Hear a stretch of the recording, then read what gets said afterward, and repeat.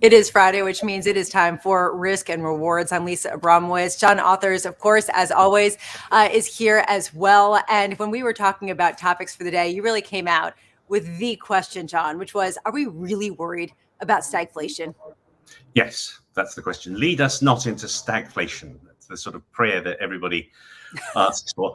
And the question, the question, and I'll be the first to admit I've put out plenty of bearish speculation over the months and years, but it's what you need to do to combine true stagnation with true inflation it's still very hard to see how we would get there.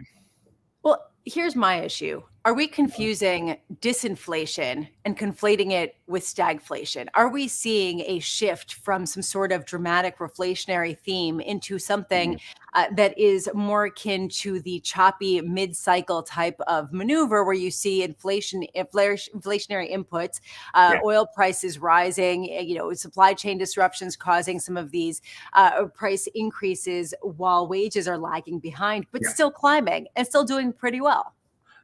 Well, it's interesting you use the phrase mid-cycle, because that's one of the weird things about the last decade since the crisis. It's lost a lot of the normal things that you would expect of a cycle. But yes, from periods before Lehman, before the world changed, also with capital letters like stagflation. I mean, that's exactly what you would see. You would have the phrase mid-cycle slowdown as well. I can recall dimly in the past that you do expect things to get ahead of themselves, and rather than have this very dampened cycle for a decade, we're now in this very hyped up, sped up, accelerated cycle because of the speed of last year's shutdown and the speed with which it was reversed. So we're talking about this wall of worry after the biggest monthly loss going back to March 2020, the height of the pandemic.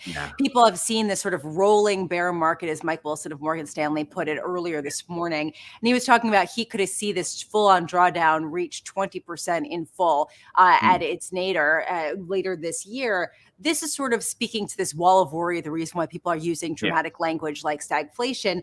I wonder what you make of this, though, the idea that we have gotten a pretty dramatic sell-off in the likes of Apple and Facebook and Amazon, and we have seen a pretty big roll-off in like certain cyclicals as well, and yet people still see further downdraft because it hasn't gone far enough. I mean, what do you make of the potential catalyst? Well, okay. Let's separate into two things. I'm not sure it's that big a sell-off as yet, and the names that you're talking about are names where the really big concern is greatest, which is valuation. That valuation is never its own catalyst, but you would expect, any given fall that might happen in a stock market from given events could well be bigger than normal here in the States, because stocks are really expensive by any measure other than comparing them to bonds, and we'll be coming to bonds shortly, no doubt.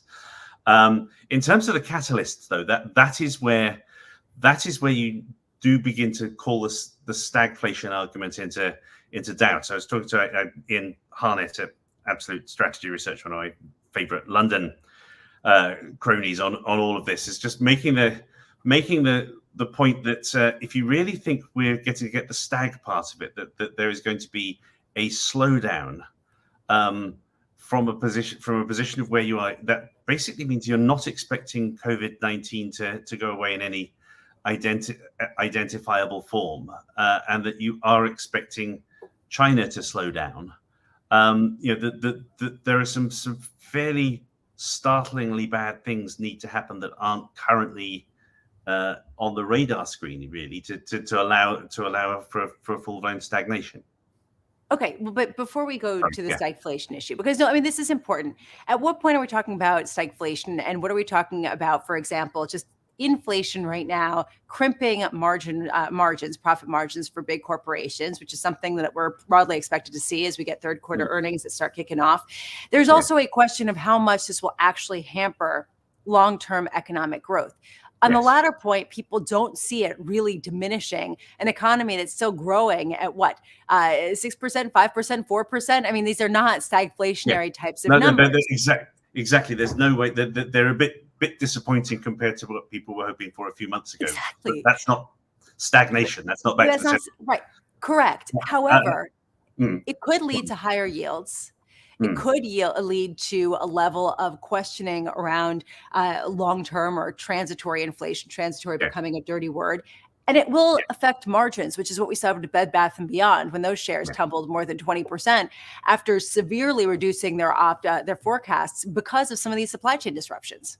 Which is a bit sad for the meme stockholders who were Bed Bath & Beyond, if you remember. I can tell you're crying. Anyway, so yes, very sorry about that. I think let's delve more into the margin issue, because that's another point of this which is very interesting. Yes, you would expect margins to come under pressure from where they are now in the future. Margins at present are as high as they've ever been. Whether you're looking at EBIT margins, operating margins, or whatever, companies cut back immensely in the first half of last year for the reasons we all know about.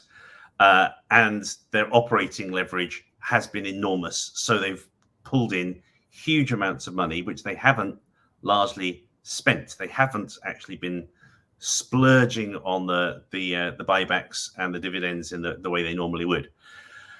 What exactly do you do when, two points. First of all, I am not going to, just as I'm not terribly upset for the poor young people who have Bed Bath & Beyond stock, I'm not terribly unhappy for any CEO whose margin is going to go down from where it is now. Poopsie, you can deal with this from where we are.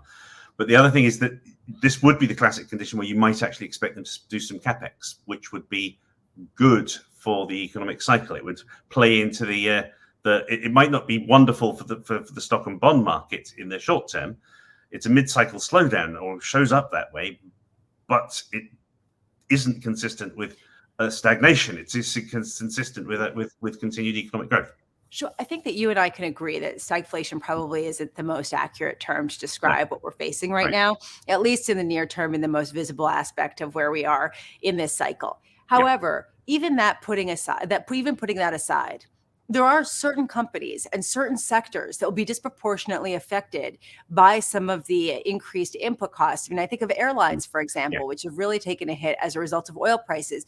Talking about oil, some people point to this as actually a potential to move what is currently perhaps disinflationary, or a shift from the reflation to something else, as being one factor that could lead to a stagflationary type of environment, that this could actually trigger some sort of a bigger macro crisis if prices were to get high enough. And this is actually something that Bank of America's Francisco Blanche was talking about earlier today. I'm not saying that it already is, but the potentials for some bigger problems are there, right? I mean, in a way that perhaps we hadn't seen as much earlier in the year. Oh, no, I can't possibly disagree with you on that. And it's not just the 1970s preview. A sharp rise in oil prices, and you can also see this in what's happening at home in Britain with it's not just oil, it's also natural gas. Energy writ large. If something goes wrong with the supply of energy, if there's some kind of a disruption, the rise in the price in some ways is only the symptom of a really serious problem. Now, I recently happened to rewatch the episode of The Crown of 1973, when there was a miners' strike in Britain, and the government had a 3-day week and rolling power cuts and stuff, which is sort of childhood memory. There is no reason to expect anything as bad as that. So again, there is people mentally anchor when they talk about this to the 70s. But yes, I totally agree that the oil situation has the potential to do something similar to what happened in the 70s. Not as necessarily as bad as that, but it does have the potential to change the cycle, to shift the direction. When I talk to people, I guess that the fear to me feels like, when you step back, we are shifting to the end of the pandemic, right? I mean, it might be the most drawn out end ever, and we were ready for it to be over 5 months ago, or perhaps never have happened in the first place. However, we seem to be climbing out of it. And if all of a sudden we're able to travel that much more, right? If airlines actually get more bookings, if you start to see people actually consume that much more in services as well as in goods, and you also have the holiday season, could there be some sort of coming together of all these different factors to juice prices of input materials at a time when supply chain disruptions are at peak, right? When we've got the maximum amount of friction in some of these normal chains, that could potentially be catastrophic for specific industries, even if just in the short term. And I think that that's the most plausible risk case that I hear from a lot of people who come certainly on the show or who I speak with. It might not fit into stagflation, but it certainly isn't pretty. No, so it certainly isn't. And again, these are judgment calls, and this is the problem. I think both of us and most of the people we have to talk to have to admit to a certain humility about that. It's ultimately about very soft issues to do with human nature and how we all respond to this. We've all found it traumatic to one degree or another the last 18 months. How collectively we're all going to end up responding to this is a fascinating question, and you and I can both talk for hours on end, presumably, and everybody out there watching has presumably been talking about this for hours on end. But you have to admit to some degree of humility about whether it's really going to, knowing about how it's really going to happen in real life. I would personally say that having been somebody who's been quite open to the notion that we really could get an unhealthy inflationary push coming out of this, I heard more arguments like that a few months ago. And the experience of Delta and the fact that we didn't get our summer of liberty that a lot of us were hoping for, maybe people are overreacting to it, but my best guess is that the consensus is now that there's less likely to be a really great splurge of excited return to normal than perhaps we thought there might be. And that would translate in turn into not stagflation, oh my Lord, the dollar has to shoot up in the way that it's shooting up because we've got to shelter, but it does distinctly suggest that the rosier projections for growth need to be trimmed in a bit, which is what's happening. And then the markets, being markets, overshoot and do unduly exciting things as they respond to that. They actually happen to move. I mean, what we're talking about with excitement is that actually they moved. Let's be honest, after not moving for a very long time, kind of grinding higher. What do you make of the dollar move? The dollar move, it's strange at the level that we're more worried about inflation here than we are in most of the other main counterparties, trading parties. So you would that ought not to be good for the dollar. I know. This to me is one of the main risk factors, by the way. So I could put under that. No, I agree completely about that. The yield. I mean, a stronger dollar helps the Fed deal with inflation if inflation is the problem, because it makes imports cheaper. But it is very hard to reconcile the degree of excitement about the dollar and the pressure that puts on the emerging markets with the bearishness, which certainly compared to a few weeks ago, we are considerably more bearish about the US at present. And it's not as though the bond yields represent anything terribly exciting yet. There is a yields pickup by going from Japan or Germany to the US, which there has been for a very long time. It's not dramatically more exciting than it was. That dollar move is the thing that makes me think people are overdoing the stagflation, overdoing the need to find a shelter from something. That's for me. And again, this is just a sort of subjective how I feel about it, but I'm not sure I could quantify it for you. But that is what makes me think that some kind of an overreaction is going on here.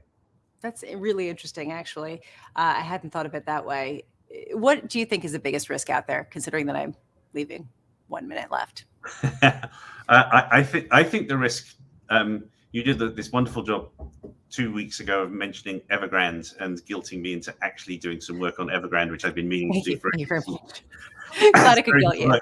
And one of the things I would point out about the stock market is that it still hasn't gone any lower than it had on the worst day of that Monday of last week, when there was the first big reaction to Evergrande. I think people are now definitely too relaxed about Evergrande. Again, I don't see that there has been so much good news about Evergrande that we can calm down about that.